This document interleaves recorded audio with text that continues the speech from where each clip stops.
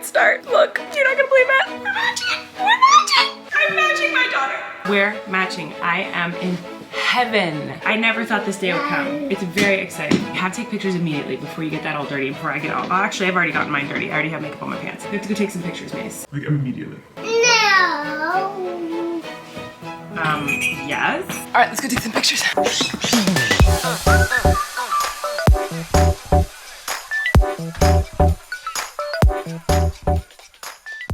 We are at a park. Something's going on a balance beam right now. Is it tricky? No, it's above the ground. Oh my goodness. This looks tricky, Flynn. I do this. How do you do it? I put one feet over here. Okay. And another one. Okay. And I keep putting on this side. Yep. Keep walking your feet on this side. And hold both arms. Okay. Your feet have to be on. Like not in here, right? No, like you're doing it. You're doing it. Now keep going and then. Got it. You're doing it. You're doing it. This? Oh gosh. That's not how I do it.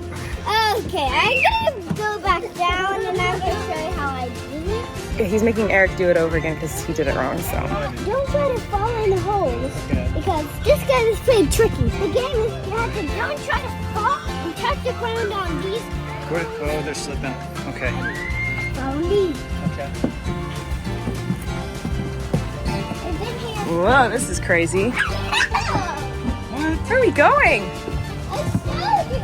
It's really fun, right? So fun.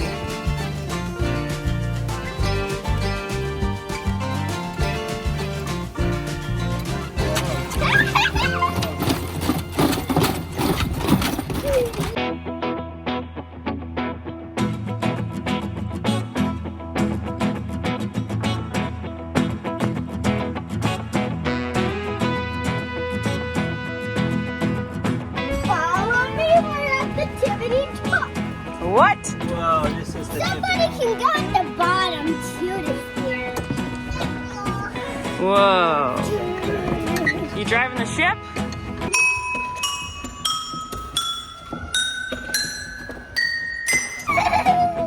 Oh gosh.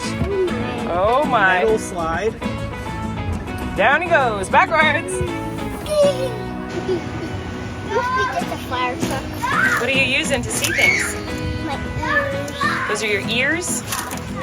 Your binocular ears? Whenever Flynn hears something like a fire engine or a police car or something like that, he puts on his binocular ears. Is it so you can hear better or see better? They help him to see better, his binocular ears. Oh, what do you see, big boy? What do you see? What do you see? You see water? What do you see, Flynn? You see a turtle? Wesley, you can't go in. He's backing up. That means he's going in. That's his plan. His plan is to go in. I see a turtle coming over this way. Flynn, look in the water. Behind you. Behind you. Do you see it? What is it?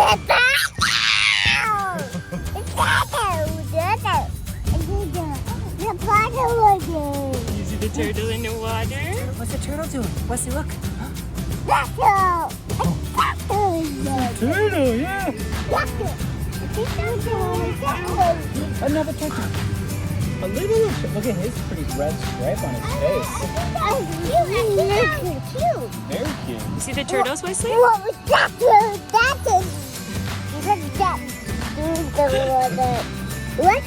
Where'd it go? Whoa, look at this. All the rocks. What do you see? See ducks?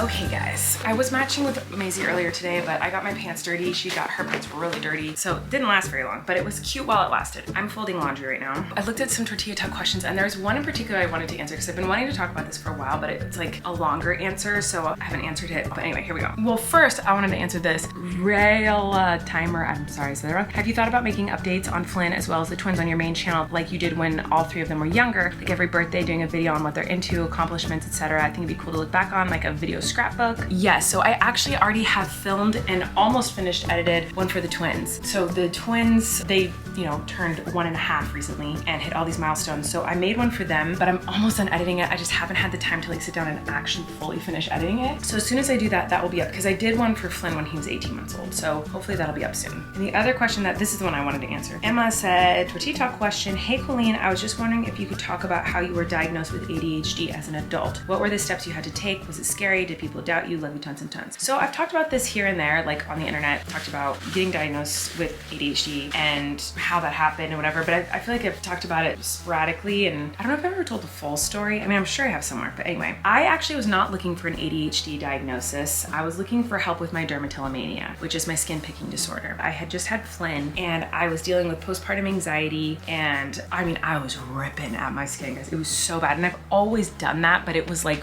way worse than it has ever been. It was like unmanageable and it was really interfering with my life. I couldn't walk because my feet were so like just sore. I couldn't open boxes with my hands. My hands were so sore. It's just like everything was just sore. I was so embarrassed by it. I wouldn't leave the house. I couldn't go on walks with my husband and my son because I was just in pain all the time. So I was like desperate for help. So I did so much research on like what it was. And I think actually someone in the comments had told me, have you looked into dermatillomania? But I had done so much research and I called doctors and I called therapists, I called psychiatrists, like I called so many different people to try to figure out what was going on and try to get help with this thing. So finally, this one psychiatrist talked to me and was really just like cold and not bad, like a fine therapist, but I guess, but like just like I told him what the situation was and he just straight up was just like, only people who do the skin picking thing, it's usually paired with OCD, so you're OCD. I was like, oh, okay. And I was kind of confused by it because I'd never thought I was OCD my whole life. Like, I mean, maybe with a few things I thought I could, but like I know what OCD is and I know how like difficult and challenging that can be for people's lives and just like debilitating. And I had never really experienced anything that made me question if I had OCD or not, you know, so I was like, I was very shocked by that. And it didn't really answer many questions. It was just like, you just need to take this medicine for OCD, but I wasn't given any tools or information on dermatillomania or how to fix it. And I was just confused. So I wanted to get more opinions. With Flynn, I didn't really have postpartum depression. I don't think. I just had like really bad postpartum anxiety and I just felt like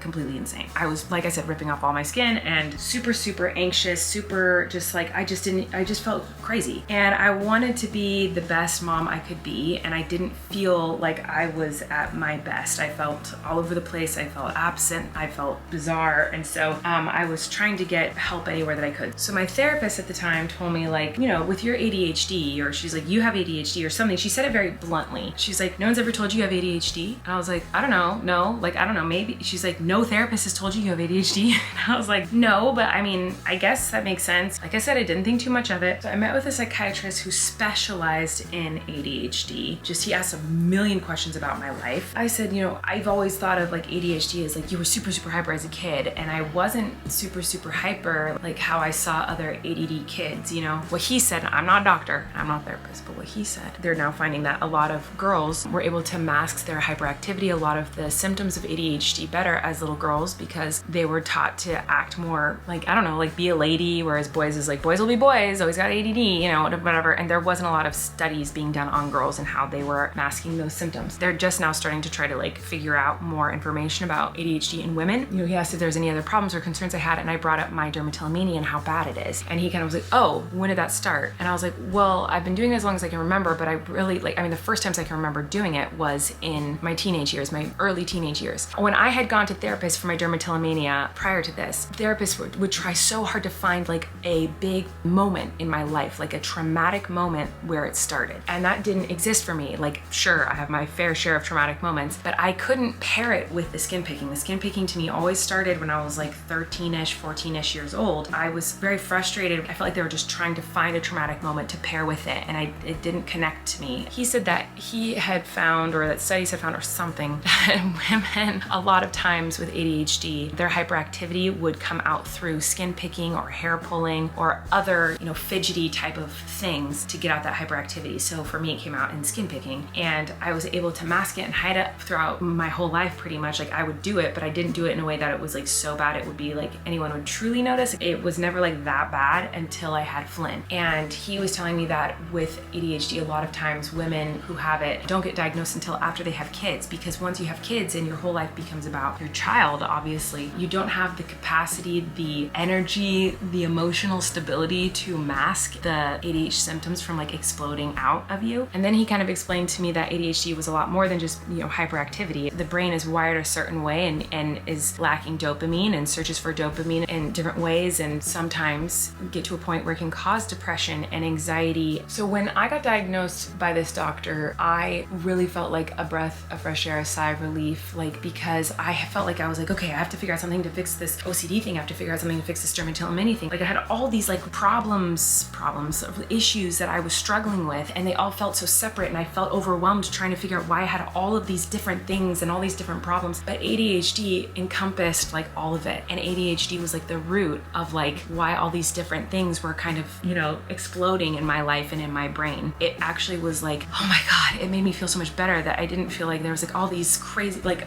does that make sense? I don't know if I'm explaining that well, but it made me feel better to know that it all had to do with this one thing, as opposed to there's all these different problems or issues that I was struggling with. It was just this one thing that my brain is wired a certain way, and if I get the correct therapist and medication, for some people is great, some people is not, to each their own, but those things can really help you live life in a healthy way without dealing with all the extra things. I feel like I'm not making any sense. So then I got a therapist who specialized in ADHD and dermatillomania, or other BFRBs, which is a body focused repetitive behavior, which is, you know, skin picking or hair pulling. Once I learned that it all had to do with that, it's helped me a lot to learn how to cope with those situations and how to be okay. Oh,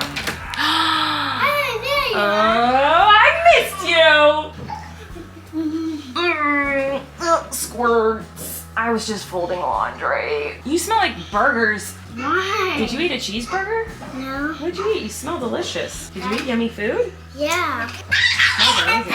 Hey, Wesley. Ew. Who wants to take a bath? Okay, it's bath time. Oh, Wesley's going under my leg. Goodbye. Hi, everybody. Sorry, I was a little distracted when I was talking about that earlier. Obviously, I was like, the bath was running, I was folding laundry, kids came in.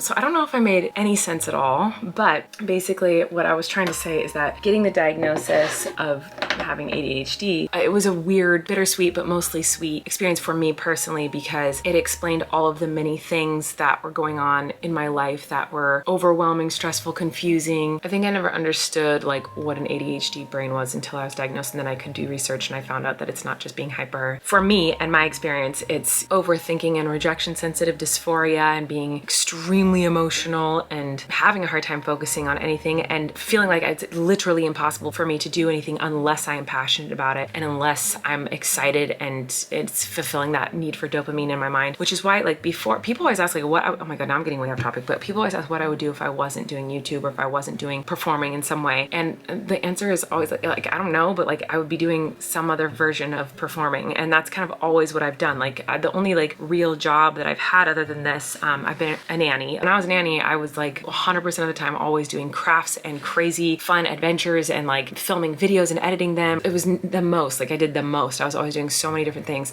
I would paint their bedrooms. I would make them costumes. I was just doing their hair. Like I was constant. Like it was like always just a fun activity and always just so much. I loved being nanny. Why did I say that? Where was I going with that? Oh, what job would I have? I worked at a restaurant. When I got the job, I wanted to be a singer, and I was a singer. I would sing Happy Birthday in Italian. I ended up having to host there too. Corey worked with me at that job at the Macaroni Grill. But anyway, other than that, my jobs were like, you know, I'd find random musical theater to participate in. I would style wigs for theater. I would teach at theater camps, and I would perform at princess parties, like at little kids' birthday parties. I would dress up like a princess and go sing. I worked at Disneyland. Like I was always looking for odd jobs that like had to do with performing, something that would fulfill me creatively. Why am I talking about this? Literally the question was about ADHD. Oh my God. I literally don't know how I got here or why I changed the subject. Why am I talking about this? Anyway, if you have ADHD, if you think you have ADHD, I strongly recommend doing as much research as possible, especially if you are a woman looking into like women with ADHD and researching that because it's different. It affects us differently than it affects men in most cases. Also finding like a therapist who specializes in whatever you're looking for. So for me, it was really helpful to have a therapist who specialized in skin picking disorders and our